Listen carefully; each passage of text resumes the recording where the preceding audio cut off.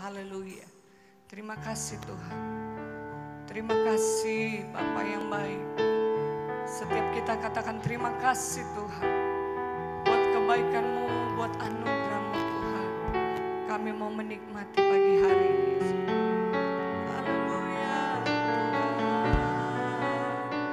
Kami bersyukur Yesus. Terima kasih.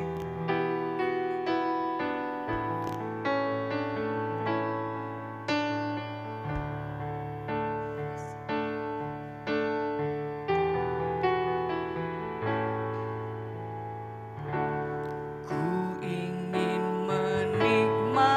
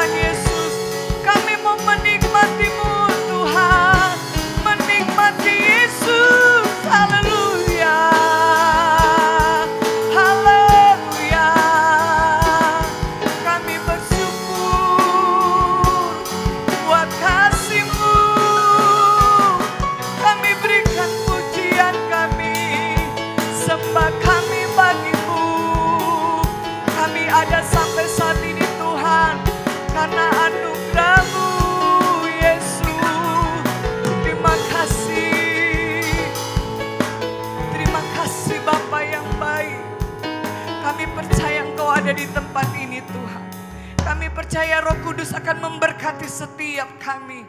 Oleh sebab itu kami mau bangkit berdiri, bersorak tinggikan nama Tuhan. Haleluya, amin. Mari bangkit berdiri, nyatakan sukacitamu. Katakan kanan kiri walaupun ada jarak. Katakan haleluya. Lebih keras dong, haleluya. Lebih keras lagi, haleluya. Katakan kanan kiri, kita umat pemenang. Lebih keras dengan iman, kita umat lebih pemenang. Haleluya. Yuk sorak-sorai kita hanya kepada Tuhan Yesus. Yes.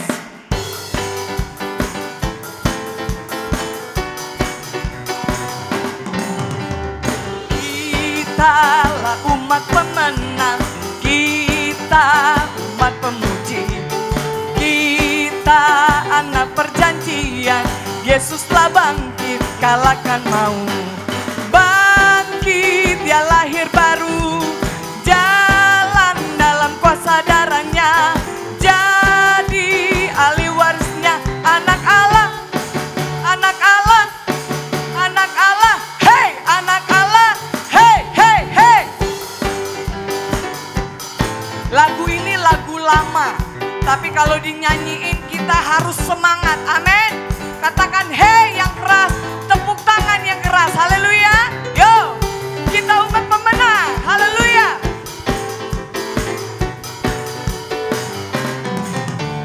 Kitalah umat pemenang, kita umat pemuji, kita anak perjanjian. Yesus telah bangkit, kalahkan maut. Bangkit, dia lahir baru, jalan dalam kuasa darahnya, jadi ahli warisnya, anak Allah, anak Allah, anak Allah, hey, anak Allah, hey, hey, hey. Kitalah umat pemenang, kita umat pemuji, kita anak perjanjian. Yesus telah bangkit, kalahkan maut.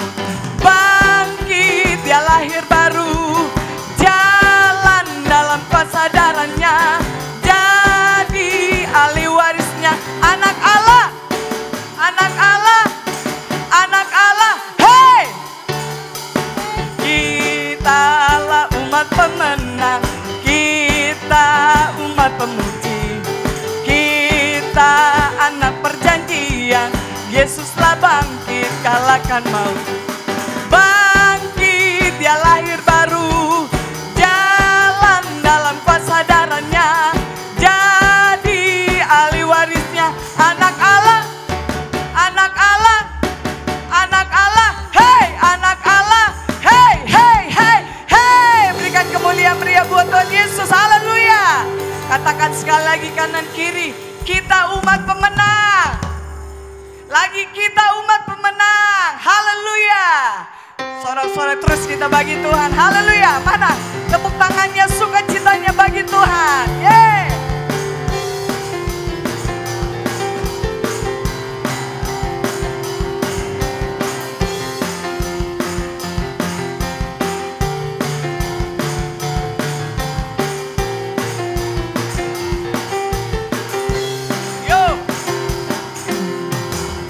Lebih dari pemenang dalam segala perkara, iblis telah dikalahkan oleh kuasa darahnya. Jika Allah di pihak kita, siapa dapat melawan?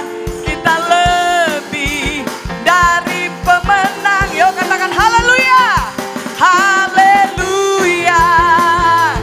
Kibarkanlah panjinya, Yesus Raja segala raja. Yes, haleluya. Bangkitlah gerejanya, kita lebih dari pemenang. Haleluya.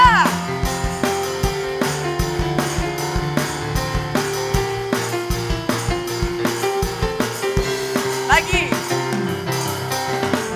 Lebih dari pemenang dalam segala perkara, iblis telah dikalahkan oleh kuasa darahnya. Jika Allah di pihak kita, siapa dapat melawan? Katakan sama-sama. Dari pemenang, haleluya, haleluya. Kibarkanlah pancingnya, Yesus Raja segala raja, haleluya, haleluya. Bangkitlah gerejanya, kita lebih dari pemenang. Yo, jemaat saja yang keras,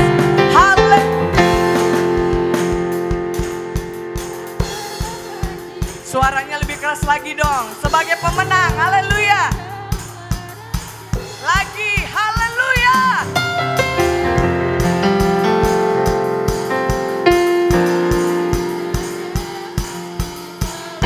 Yes, saya pemenang, haleluya, haleluya, haleluya. Kibarkanlah pancingnya, Yesus Raja segala raja,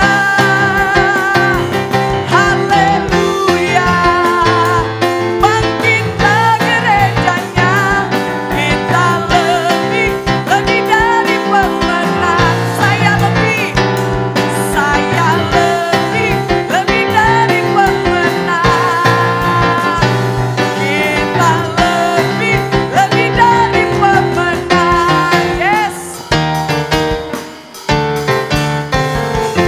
Berikan kemuliaan pria bagi Tuhan Yesus. Haleluya. Silakan duduk jemaat Tuhan. Ada sukacita di rumah Tuhan. Amin. Haleluya. Kita percaya pujian kita naik di hadapan Tuhan menjadi dupa yang berbau harum. Amin. Kalau hati Tuhan telah disenangkan, kita percaya hidup kita diberkati Tuhan. Amin. Tundukkan kepalamu, kita mau belajar lagu baru. Ya. Saya juga baru belajar karena request dari Bapak Gembala. Sama-sama kita belajar lagu ini. Ku datang mendekat di hadirat-Mu. Ada kekuatan, ada kemenangan, ada pemulihan bagi hari ini.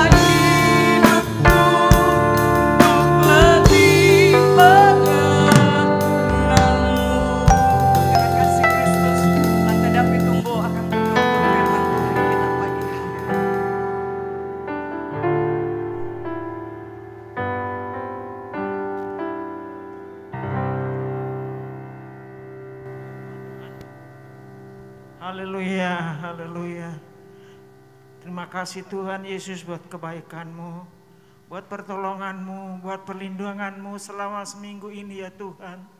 Kami boleh lagi bertemu, berkumpul untuk memuji dan membesarkan nama-Mu Tuhan.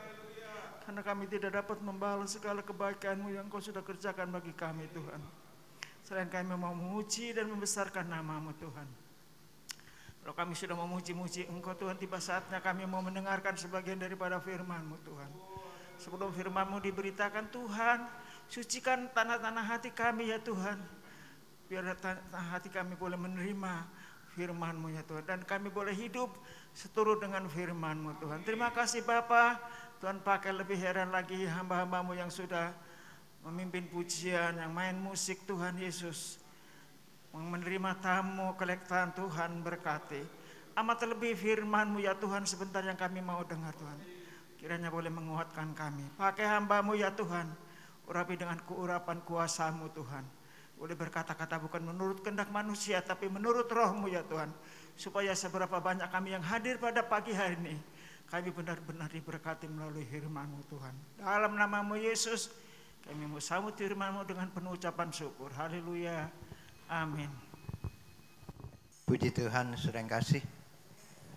Selamat pagi, selamat beribadah, selamat bersukacita dalam Tuhan. Kesempatan yang indah pagi ini kami boleh melayani Tuhan ya. Nah, saudara yang kasih, keadaan pada saat ini di akhir-akhir zaman ini, kita banyak melihat fenomena-fenomena kehidupan yang begitu pokoknya mengkhawatirkan ya. Puji Tuhan, pagi ini kita sudah memuji Tuhan, menyembah, mendengarkan pujian ya. Ibu Golda sudah melakukan pujian. Saya sangat kagum dengan suaranya. Anak 3 suaranya masih di atas ya, 3 oktav itu kalau menurut itu ya. Jadi suaranya masih melengking. Woi, sukacita banget ya. Makanya saya kalau dengar suara dia itu kayaknya senang. Senang lah, siapa aja yang nyanyi senang, yang penting enak ya. Nah, saudara yang kasih, pada minggu ini Bapak Gembala ada pelayanan, saya ditugaskan. Saudara yang kasih, tema saya pada pagi ini ialah kita mempelajari di dalam keimanan kita. Ada 2 karakter iman yang berbeda. 2 karakter iman yang berbeda ya. Yang satu mati, yang satu hidup ya. Coba kita lihat di dalam Yakobus 2 ayat 17 ya. Kalau bisa ditayangkan sini boleh lebih jelas lagi. Yakobus 2. Nah, sini saya baca ya. Sini dikatakan, demikian juga halnya dengan iman. Jika iman itu tidak disertai dengan perbuatan, maka iman itu pada hakikatnya adalah mati. Nah, ya. Saudara yang kasih, iman tanpa perbuatan pada hakikatnya mati. Nah, artinya kita punya iman. Kalau perbuatannya nggak ada, kasihnya nggak ada, maka iman itu akan mati. Sekarang kita renungkan, mengapa orang banyak pada saat ini melakukan dosa? Mengapa orang banyak melakukan dosa pada saat ini? Yaitu penipuan, bohong, pokoknya banyak pembunuhan, ya. Ada lagi kejahatan yang luar biasa. Kenapa? Putus asa. Putus asa. Karena apa? Enggak punya iman. Bukan enggak punya iman, dia imannya mati. Beda dengan enggak punya iman. Imannya lama-lama mati karena perbuatannya itu. Imannya mati, saudara yang kasih, bisa menimbulkan kejahatan. Saya pelajarin banget ini. Kenapa kita jahat sama orang? Kenapa kita enggak punya pengharapan? Kenapa kita putus asa? Ya. Kenapa kita banyak ya bla bla bla menipu? Kalau saudara lihat warta berita, perceraian, pembunuhan, mantan istri dibunuh, mantan suami dibunuh. Nah itu karena apa? Imannya enggak tumbuh, mati. Apa itu iman? Saudara udah harus tahu. Iman itu adalah Ibrani 11 ayat 1 dikatakan iman adalah dasar dari segala sesuatu yang diharapkan. Bukti dari segala sesuatu yang kita tidak lihat. Iman itu enggak kelihatan di dalam hati kita. Jadi iman itu adalah dasar segala sesuatu yang kita harapkan. Jadi kalau iman itu mati, kita enggak punya pengharapan. Ya, betul ya. Iman kita enggak ada. Iman itu kepada siapa? Tuhan Yesus. Orang yang berbuat jahat itu enggak punya iman, enggak punya perasaan. Udah tahu investasi bodong masih diikutin. 10 juta, 100 juta dia ikut modal. Diiming-iming untungnya gede. Akhirnya nangis.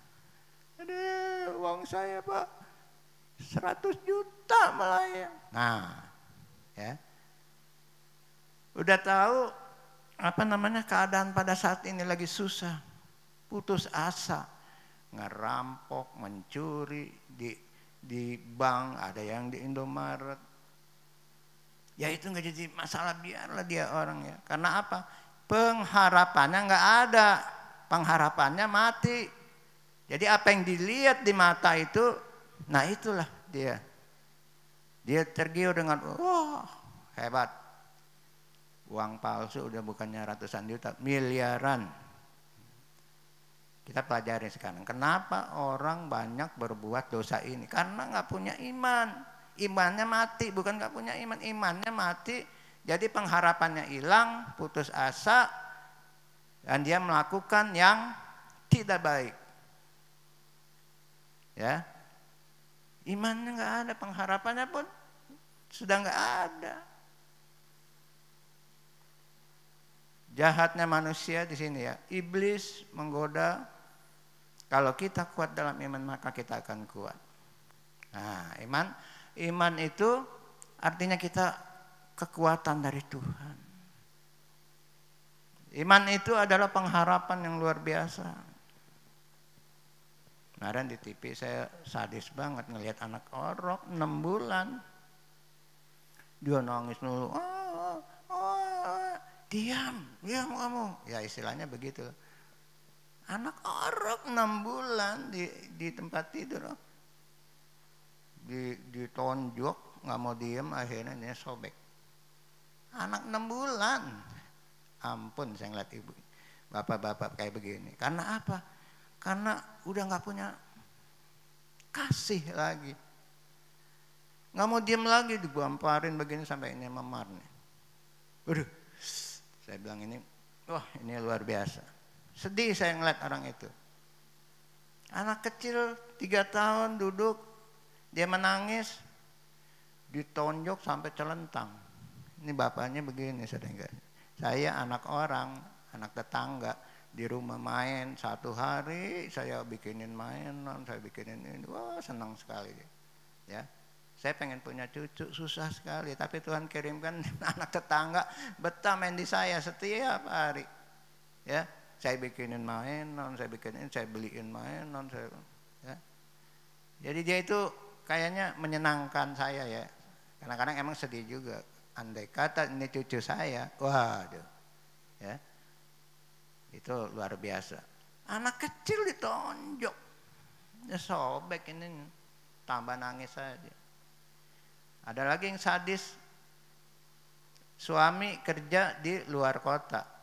Istri di rumah punya selingkuhan sampai hamil, beranak. Anaknya ini lama-lama mirip selingkuhannya. Dia takut suaminya pulang nanti dia curiga. Akhirnya anaknya dipukulin sampai mati. Dicekek, ditanya polisi, kenapa kamu anak istri dibunuh? Ya, dia cerita bla bla begitu. Anak ini mirip selingkuhan saya Pak. Kan waduh luar biasa itu. Ya. Jadi kalau orang udah iman lemah, apalagi mati, itu kayaknya udah gelap, jalannya gelap. Tapi lihat kalau iman yang tumbuh. Bagaimana iman yang tumbuh? Kita lihat di ayat ke-22-nya tadi. 17, coba ayat ke-22-nya. Yakobus 2 ayat 22. Kamu lihat, ya perhatikan ini. Kamu lihat bahwa iman itu bekerja sama dengan perbuatan-perbuatan. Dan oleh perbuatan-perbuatan itu iman menjadi iman menjadi sempurna. Kenapa ada orang maju hidupnya? Kenapa orang sebelah sini berbuat jahat terus? Emang sih firman Tuhan digenapi. Kalau semuanya baik, firman Tuhan nggak bingung, ya. Godaannya luar biasa yang mati. Ada yang baik, ada yang buruk. Nah ini perbuatan-perbuatan itu, karena perbuatan-perbuatan itu iman dia menjadi ya, jangan disangka loh, orang kaya juga ada yang pelit. Hitung-hitungan bro, ya. Emang sih kayaknya punya uang, punya banda, nggak mau nyumbang-nyumbang, nggak mau ngasih orang. Tapi kalau orang dikatakan sempurna imannya adalah orang yang penuh karena iman, pengharapan dan kasih, itulah dia tumbuh hidupnya. Dia tumbuh terus, tumbuh karena perbuatan-perbuatan dia. Ya, luar biasa kalau orang imannya tumbuh, kita wah, pokoknya itu terus naik. Lihat pertumbuhan. Ke gereja, tapi kita nggak bertumbuh. Nah, di sini kelihatan. Nah, ya. Jadi kalau perbuatan kita itu berkenan di hati Tuhan, memberi kasih, ya. Kalau ke gereja ngelihat orangnya aja, nggak ngelihat Yesus. Itu imannya juga nggak, perbuatannya nanti ada duit sayang. Emang ngeselin ya kalau tiap hari itu pengamen, ya ampun. Saya istri saya itu di rumah baru datang udah genjrong. Ya kasih sih nggak banyak, cuman kesel juga gitu ya. Ondel-ondel, aduh udah berisik, aduh pusing bener ya.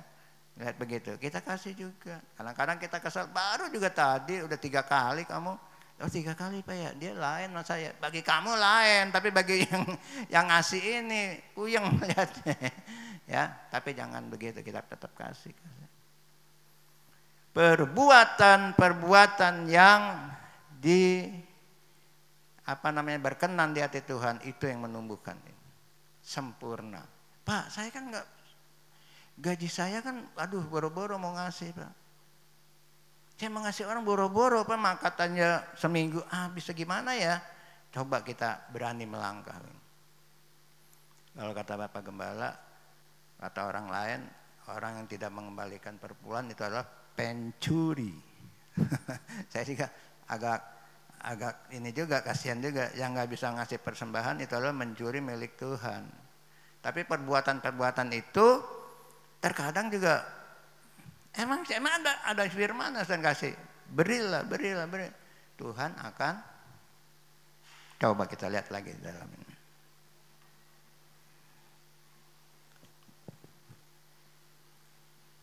Kita lihat di dalam Galatia 6 ayat 9 coba. Galatia 6 ayat 9. Ya, ini dikatakan apa? Janganlah kita jemu-jemu berbuat baik, karena apabila sudah datang waktunya kita akan menuai. Jika kita tidak akan menjadi lemah. Nah, kalau kita tidak akan menaburkan kebaikan, kita tidak menanam modal itu kebaikan, maka kita akan menjadi lemah. Ya, jangan jemu-jemu. Waktunya, saatnya kita menuai. Wah, Bapak Rudi nanam cabai banyak banget. Saya lihat, saya kaget. Nanam cabai. Coba kalau tanam yang cabai saya punya itu, yang 1 pot itu isinya 100. Cabainya saya pernah ngeliat, banyak banget ya cabai saya hitung. 125. Itu 2 pot kecil. Ya. Saya ambil bibitnya, saya tanam lagi. Saya hitung kalau 10 pot ini bisa 1000 sekian nih, bisa sekilo-kilo. Nah, Bapak Rudi 20 pot, 30 pot, mungkin ratusan pot saya nggak tahu. Saya bilang kalau panen hebat nih ya. Di Jawa Timur, di Tuban apa itu ya, panen cabai sampai kebeli mobil, gile bahkan saya. Saya ngitungin tiap pagi 125, jatuh 1, 124, terus saya hitung lagi, nambah lagi 135. Tapi saudara yang kasih, saya udah hitung-hitung, ini kalau 10 pot bisa ribuan cabai, istri saya nggak usah beli cabai, ya. Akhirnya apa saudara yang kasih? Begitu setan, ini kok nggak mau numbu-numbu, nggak mau buru-buru beranak, gimana sih ini cabai, ya? Ibu Golda mungkin udah nggak beli cabai deh sekarang. Saya bingung, ya. Menanam terus. Saya ingat firman Tuhan, kamu menanam boleh, menabur boleh, Tuhan juga yang menumbuhkan. Amin. Ke gereja, rajin ibadah tiap minggu, ya. Kamu datang ke gereja, menyaksikan kebesaran Tuhan, memberi yang terbaik, Tuhan juga yang menumbuhkan. Kalau bukan Dia ya kita nggak bisa. Makanya segala sesuatu mudah-mudahan. Jangan masuk surga bilang mudah-mudahan. Kalau masuk surga bilang jangan mudah-mudahan kita masuk surga. Aduh, ya jangan. Tapi kalau menanam, usaha, kita jangan mendulukan Tuhan. Mudah-mudahan Tuhan izinkan, ya. Nah itu baru iman yang kuat. Ya dikatakan jangan jemu-jemu berbuat baik. Kayaknya bosan, benar begini. Kayaknya bosan, jangan jemu-jemu. Kalau ada berkat ya bagi, ya. Kecuali kita nggak ada berkat. Berkat disediakan Tuhan. Aku akan menyediakan untuk menabur. Pasti disediakan Tuhan itu ya. Nah, saudara yang kasih, kalau kita akan menuai, jika kita tidak menjadi lemah, perbuatan dengan jemu-jemu, dengan bosan, kita menjadi lemah. Lama-lama iman kita mati dan tersendatlah berkat. Mengapa orang tersendat-sendat berkatnya? Mengapa orang, wah ada persoalan? Karena ya itulah, jika tidak dilakukan menjadi lemah iman kita. Lemah. Jangan sampai mati. Yakobus 5 ayat 19 katakan jangan padamkan rohmu, terus menyala, terus semangat, datang beribadah, ya, datang beribadah. Kemarin saya katakan di Komsel, Maria hendak menaburkan bunga, tiba-tiba nggak ada Yesus, pintu terbuka. Apa itu artinya? Artinya Yesus bangkit, sudah keluar dari situ. Istilahnya adalah, artinya adalah kalau Tuhan sudah membuka jalan, kalau Tuhan sudah memberikan jalan buat kita, tidak ada orang yang dapat menutupnya. Saudara dengar kemarin di Komsel saya, kalau Tuhan yang membuka jalan, kalau Tuhan yang membuka pintu jodoh, kalau Tuhan sudah membuka pintu berkat, kedudukan, ekonomi, keluarga, penyakit, kalau Tuhan sudah membuka jalan, semuanya nggak ada yang bisa menyembuhkan, yang menghalang-halangi, karena Tuhanlah yang berkuasa atas kita, Tuhan yang lebih besar, ya. Jadi kita bisa apa? Saya pelajarin terus ini keimanan. Iman nggak ada perbuatannya, mati dan kita masuk terus di dalam lembah dosa. Nah itu tadi saya katakan. Tapi iman dengan perbuatan, walaupun saya nggak punya apa-apa, seorang ibu janda memberikan persembahan, ya apa adanya, milik dia. Ya mungkin dia memberikan persembahan, besok gua makan apa? Nah, ya itu yang diberkati Tuhan. Karena kekurangannya dia perbuatan yang luar biasa, sehingga dia diberkati terus naik. Ya. Sekarang ciri-cirinya bagaimana, Pak? Kok kenapa sih Tuhan beda-bedain? Yang jahat, yang benar, yang baik, yang menanam, ya. Iman itu adalah dasar dari segala sesuatu yang kita harapkan. Bukti dari segala sesuatu yang tidak kita lihat. Bukti, ya. Jadi kalau orang nggak punya iman, ya nggak tahu apa yang lihat di muka. Tuhan melihat hati Daud. Daud ini yang bakal jadi luar biasa imannya, hatinya. Jadi dipakai Tuhan bukan karena dari, wah saya punya mobil, wah saya punya harta benda, wah saya punya kalung sekimin-kimin. Bukan, hati kita lihat. Bisa nggak dia memimpin? Kalau imannya sudah, perbuatannya baik, kerjasamanya baik dengan iman, maka dia akan tumbuh. Pelayanannya, ya, dia tumbuh terus. Ciri-cirinya orang yang tumbuh itu adalah datang ke gereja dari nggak bisa apa-apa sampai bisa berdoa, mimpin pujian, melayani apa aja, bukannya harus wah di mimbar ini. Kalau Tuhan sudah inginkan saudara melayan di sini, ya nggak apa-apa. Itu adalah kehendak Tuhan. Saudara tumbuh, ya. Jadi tumbuh itu adalah berkembang terus. Kalau pohonan tumbuh berkembang terus. Pak, ciri-ciri orang benar itu gimana? Coba kita lihat. Kalau ciri-ciri orang benar selain itu, coba kita lihat di dalam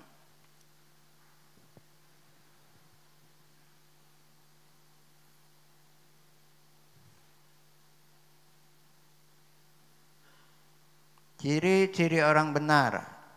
Roma 1 ayat 17b saja. Roma 1 ayat yang ke-17b. Roma 1 ayat 17. Ya, kita boleh baca dah semua.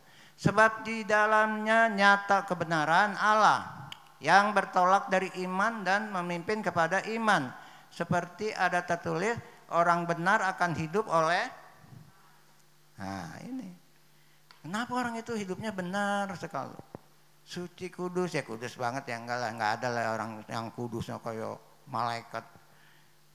Ya, dikatakan ada tertulis orang benar akan hidup oleh iman.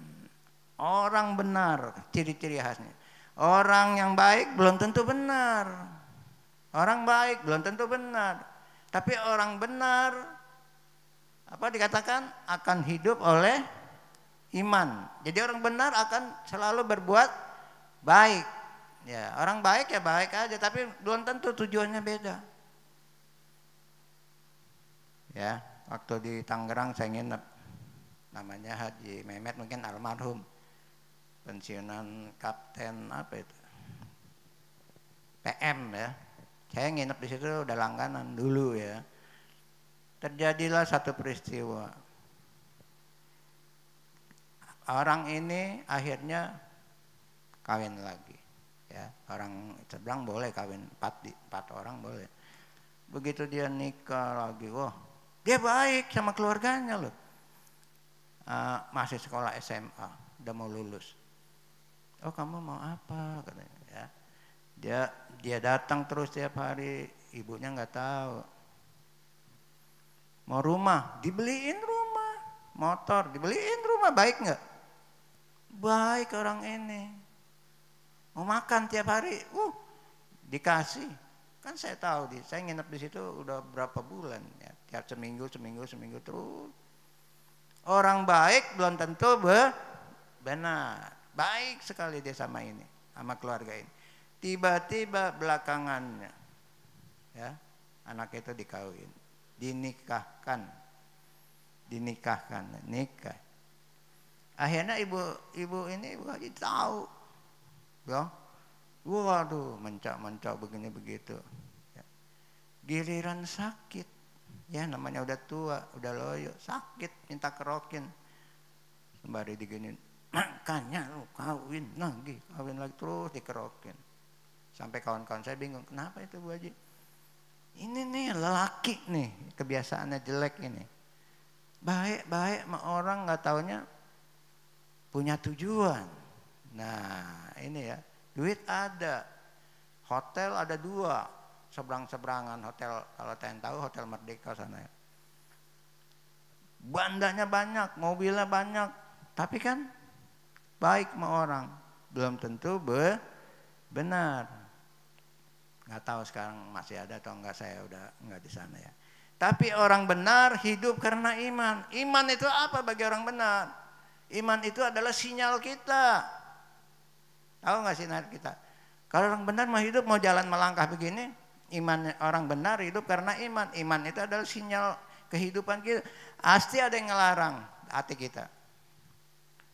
Cantik banget nih orang, luar biasa. Cantik banget. Tapi giliran dia mau melangkah, ada yang bicara gitu. Jangan kamu.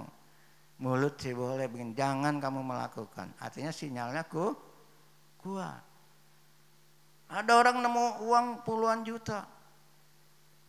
Dan ketika dia ambil, dia bingung. Takutnya uang ini jadi masalah bagi kita. Saya ambil, saya bawa pulang 30 juta. Ya waktu itu. Akhirnya dia mikir, aduh gimana nih di rumah. Nanti kalau polisi nyari, dia lapor polisi, ada yang nemuin, kita masuk ke penjara. Dan karena dia punya sinyal yang sangat kuat, laporkan polisi. Akhirnya ditanggung polisi, tapi uang masih dipegang, diumumkan. Akhirnya dia ke rumah, kan lumayan dapat sekian persen, misalnya, oh saya tanda terima kasih dah nih, ya, ambil deh Pak, 45 juta buat Bapak daripada uang saya hilang. Kan orang benar hidup karena iman, karena ada iman jadi dia bisa halal gitu ya. Orang benar hidup karena iman. Apa itu iman bagi orang benar? Adalah sinyal. Sinyal itu adalah apa? Kalau di HP percuma saudara bisa ini, bisa itu, bisa. Wah kalau sinyalnya mati, bisa nggak kita hubungan? Nggak bisa. HP-nya mahal, 30 juta. Begitu nggak ada sinyal dia bingung. Ya, wah sinyalnya lagi nggak ada, mati. Begitu juga orang kalau imannya lagi nggak ada, sinyalnya mati, ya udah nggak berfungsi. Anak sekarang umur 3 tahun bisa main TikTok, aduh saya bingung. Saya sendiri yang umur begini nggak bisa apa-apa. Tahu sih tahu, cuman pusing saya bukanya. Buka ini salah melulu, udahlah. Saya mendingan HP jadul aja lah. Ya saya tahu main ini, cuman matanya, ngetiknya, ininya di mana tempatnya saya nggak tahu. Tapi kalau HP yang biasa dari zaman dulu itu saya ya bisa lah. Ya, kalau Zoom saya terus terang aja itu anak saya udah sedia, mantu saya rajin ya. Sediain itu ya. Dipencetin saya cuma duduk aja begini ya. Karena sinyalnya kuat, maka hati kita itu tumbuh terus.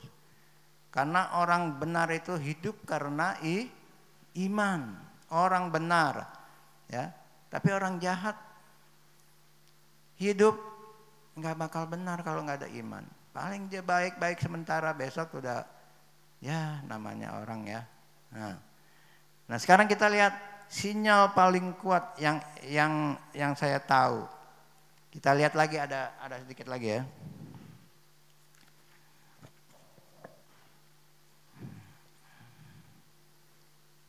Kita lihat di dalam Markus 10, 46 sampai 52. Markus 10, 46 sampai 52. Kita nggak baca semua ya supaya kita meningkat waktu. Markus 10, 46. Saudara sudah tahu cerita ini ya. Yesus pergi ke Yeriko. Kalau kita baca kelamaan. Yesus dengan murid-muridnya masuk ke kota Yeriko. Begitu dia masuk di situ, saudara yang kasih. Dia berjalan dengan murid-muridnya. Ini cerita Bartimeus yang matanya buta. Sinyalnya kuat sekali. Apa yang terjadi, saudara yang kasih? Begitu Yesus berjalan terus ya dengan murid-muridnya, tiba-tiba ada yang manggil. Bartimeus lagi duduk di pinggir jalanan. Dia tahu karena dia punya iman yang kuat. Sinyalnya kuat sekali. Dia tahu Yesus itu siapa. Nah, ya. Dia tahu Yesus itu siapa. Begitu sampai dekat dengan dia, dia teriak, Yesus, anak Daud. Mungkin nggak sekali dia, Yesus anak Daud. Yesus belum begitu peka, siapa sih? Yesus anak Daud, kasihanilah aku. Mungkin kalau bacaan itu mungkin cuma bacaan, mungkin dari nadanya dia itu sambil nangis, sedangkan Yesus anak Daud, Yesus anak Daud, kasihanilah aku. Dia sembari nangis sedang kasih ya. Dia punya hati yang sangat kuat. Dia yakin Yesus bisa menyembuhkan. Ya. Ketika dia mendengar itu, Yesus, siapa dia yang mau manggil aku ini? Yesus masih ragu-ragu. Karena apa? Ketika dia manggil begitu, penghalang datang. Nah, ini penghalangnya dia ini. Dia tetap Yesus jalan perlahan. Yesus anak Daud, kasihanilah aku Tuhan. Kasihanilah aku. Terus yang ada di sini bersama-sama dia. Diam kamu. Bikin malu saja kamu ya. Diam. Yesus makin dibentak, makin kencang suaranya katanya. Yesus anak Daud, kasihani aku. Diam kamu. Mau apa sih? Nah, ibaratnya begitu. Akhirnya Yesus berkata, siapa itu yang manggil-manggil saya? Mau apa dia sama saya? Begitu, bawa dia kemari. Nah, terketuk gak hati Yesus? Yesus anak Daud. Kalau saudara jalan dipanggil anak presiden. Bapak Yakub anak presiden misalnya. Bapak Yakub anak presiden. Ini anak presiden yang datang ini. Waduh. Kasihanilah aku. Ya. Bawa dia kemari. Akhirnya apa? Mau apa kamu dengan aku? Tuhan, Rabuni, sembuhkan mata saya yang buta. Oh, dia buta. Ya ampun. Pantas teriakannya gede banget. Yesus anakku, kasihan. Orang dia yakin kok sinyal kuat. Hatinya imannya kuat. Dia yakin dia sembuh. Amin saudara. Apa yang diperbuat Yesus? Bawa dia kemari. Apa yang kamu hendaki daripada aku ingin sembuh? Emang kenapa? Mata saya nggak bisa melihat. Itu lagi dia dibawa sama orang itu, dia tanggalkan jubahnya saking senang gitu. Wah, dia pakai apa? Pelindung diri apa, dibuang semua jubah. Ya. Terus dia datang, sembuhkan mata saya, sembuhkan Rabuni, kesian enggak? Kalau Yesus nggak bisa menyembuhkan ini berarti bukan Tuhan. Begitu dia dilihat, dipegang matanya, saat ini kamu akan sembuh. Imanmu yang menyelamatkanmu. Siapa? Tetanggamu yang menyembuhkanmu? Bukan. Imanmu yang menyembuhkanmu. Yesus sering berkata kepada orang yang minta sembuh, imanmu menyembuhkanmu, pulanglah, pulang imanmu. Kalau saya doain di sini, orang jangan pandang saya pandang penggembala atau orang yang ada di sini. Siap-siap iman saudara kepada Tuhan. Minta kasihan sama Tuhan seperti Bartimeus ini. Tuhan kasihanilah aku. Aku punya persoalan yang besar. Di dalam sana semua saudara mungkin sebelum ke depan apa persoalan saudara. Kalau saudara bilang itu lebih bagus saudara ya. Jadi kita tahu. Yang penting Tuhan jamah semua. Saya nggak berani doain saudara kalau bukan kehendak kuasa Tuhan. Jangan sekali-sekali doain orang, dan saya nggak mau kalau saya lagi kotor nih, marah-marah berantem begini, jangan.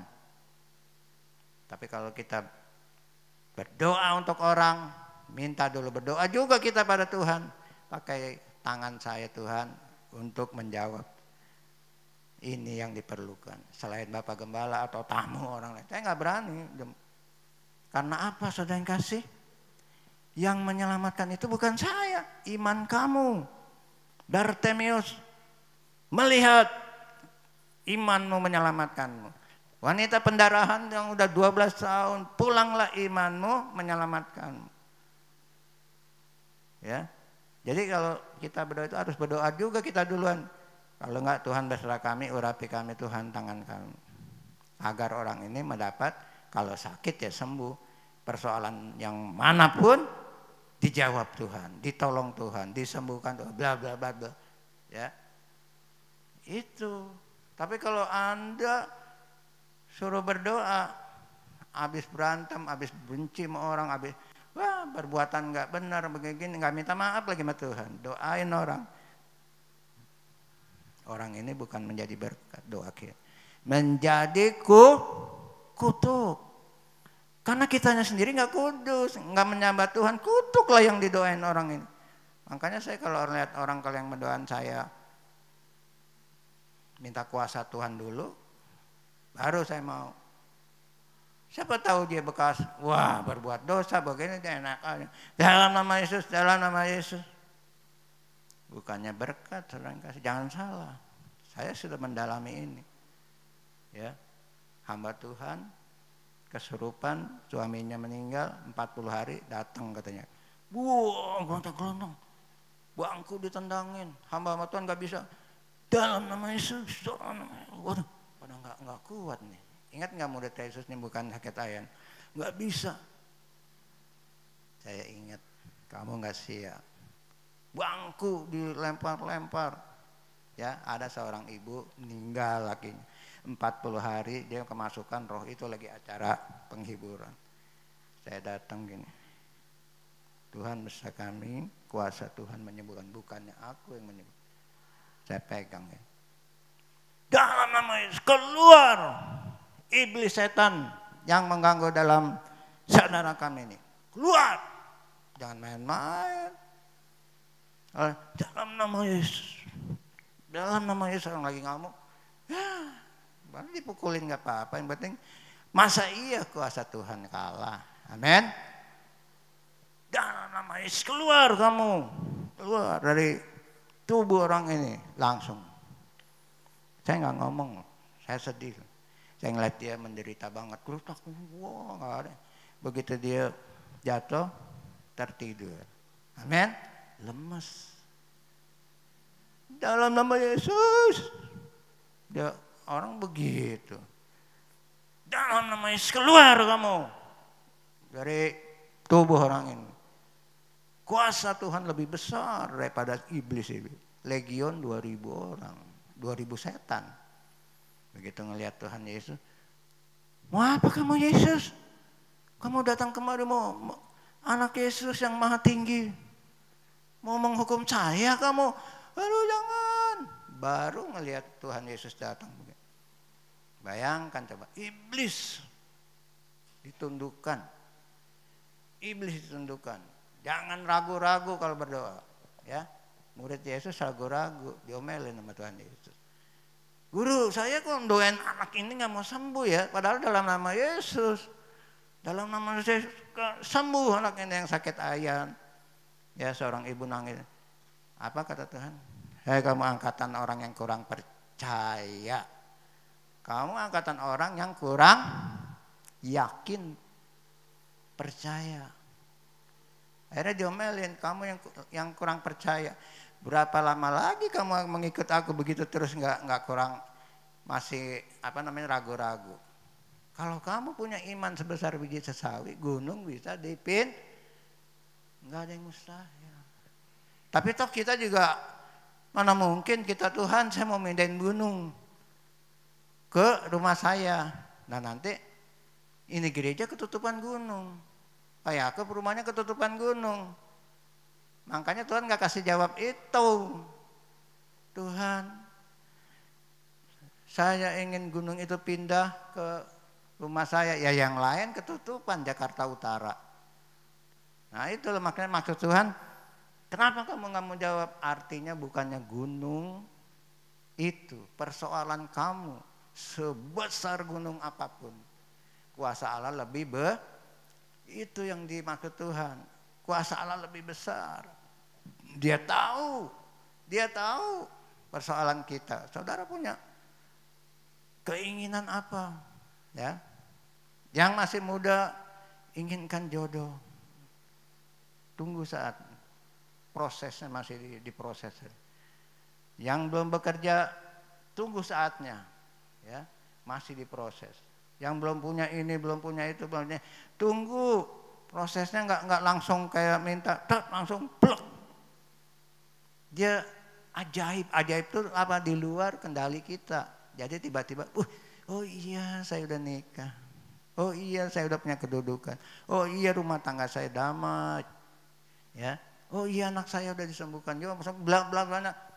Tapi dia sukar dimengerti, tiba-tiba kita baru sadar, Yesus ajaib, nggak bisa diatur sama kita, ya.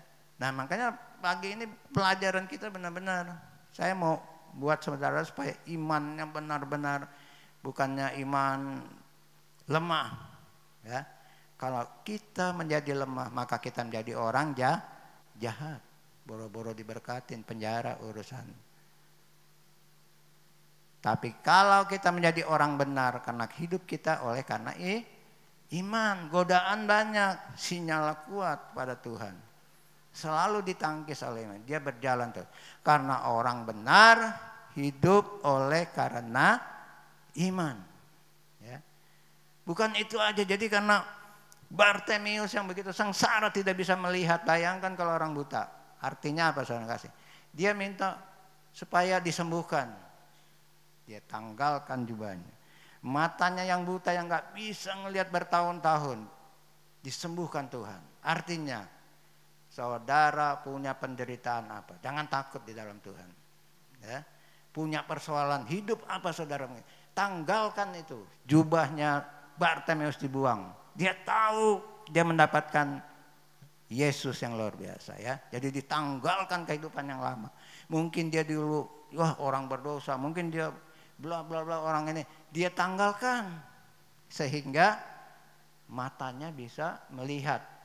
Yang dulu dia dalam kegelapan, dalam susah, ya, nggak pernah tumbuh, nggak pernah mengenal Yesus, hidup dalam kegelapan tuh artinya saya ingat ya seseorang yang berkata, kok kamu berbuat begitu sih, cewek yang menjual diri, apa urusan kamu dengan saya ya?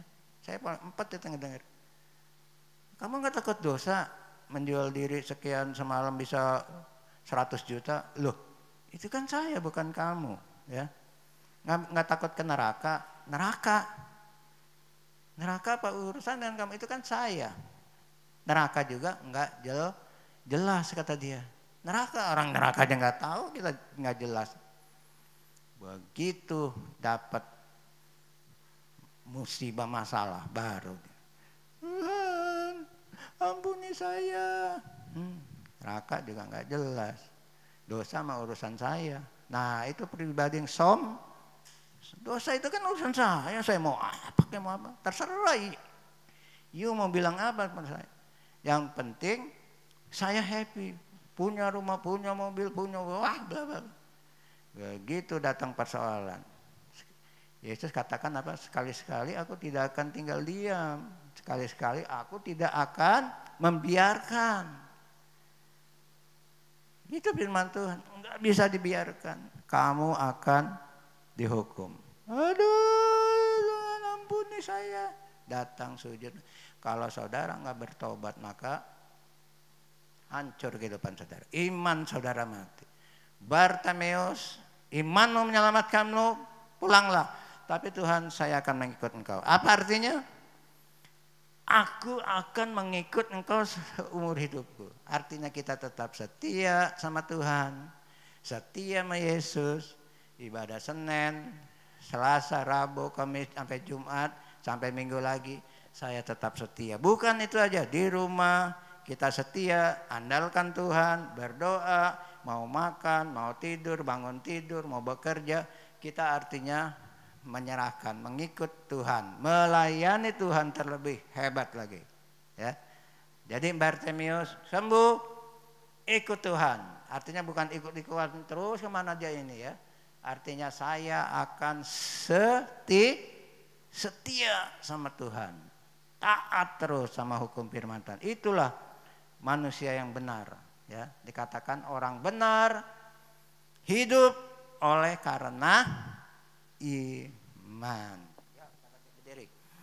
Kita bangkit berdiri pagi ini.